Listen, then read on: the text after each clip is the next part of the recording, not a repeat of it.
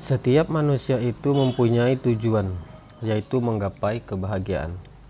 Di video sebelumnya kita sudah membahas tentang syukur, ikhlas, dan sabar. Itulah 3 kunci agar menggapai kebahagiaan. Tentu semua itu digapai dengan keyakinan kepada Tuhan. Bersyukur kepada Allah, ikhlas karena Allah, dan sabar karena Allah. Maka inilah kebahagiaan yang sesungguhnya. Kita tidak mengingkari adanya kebahagiaan sebab harta, sebab jabatan, sebab istri yang cantik, sebab mobil baru, dan lain-lain sebagainya. Tentu banyak hal lain yang membuat kita merasa bahagia. Namun, berapa lamakah kebahagiaan itu dapat bertahan? Jika kita merasa bahagia selain karena Allah, karena harta atau karena jabatan, itu berapa lamakah kebahagiaan itu dapat bertahan?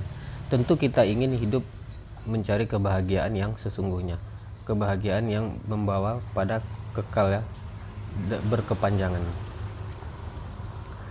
Merasa bahagia sebab mobil baru, berapa lamakah barunya mobil tersebut? Istri yang cantik, berapa lamakah kecantikannya dapat bertahan? Harta yang banyak bakal akan kita tinggalkan. Jabatan, tidak ada jabatan yang kekal. Marilah kita merenungkan itu semua. Tidak ada yang kekal, sesuatu pun di dunia ini, semuanya akan ada akhirnya.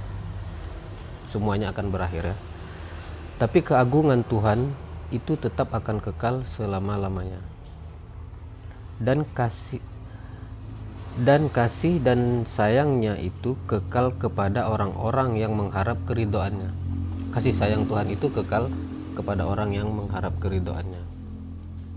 Maka bersyukurlah kepada Allah, ikhlaslah karena Allah, dan sabarlah karena Allah. Mudah-mudahan kita termasuk orang yang mengharapkan keridhoannya. Jika harta dan jabatan itu benar-benar memalingkan kita dari mengingat Allah, maka celakalah kita di dunia dan di akhirat. Kita sudah banyak melihat kerusakan akibat harta dan jabatan menjadi tujuan. Harta dan jabatan itu jika kita jadikan tujuan, itu akan menimbulkan kerusakan yang berat. Harta dan jabatan menjadi dasar atau pegangan hidup. Harta menjadi tujuan agar menggapai kebahagiaan. Itu musibah bagi kita. Jika kita menjadikan harta dan jabatan, uang menjadi tujuan hidup kita, maka itu musibah besar tuh, teman-teman.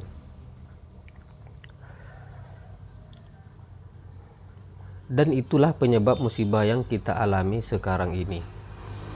Disebabkan harta dan jabatan telah memalingkan kita dari mengingat Tuhan atau mengingat Allah, Korupsi pejabat, perusakan alam yang hebat, dan masyarakat yang tidak peduli dengan kerusakan, dan banyak hal buruk lainnya terjadi. Ini semua disebabkan kita terlalu jauh dari mengingat Allah, teralihkan oleh harta dan jabatan.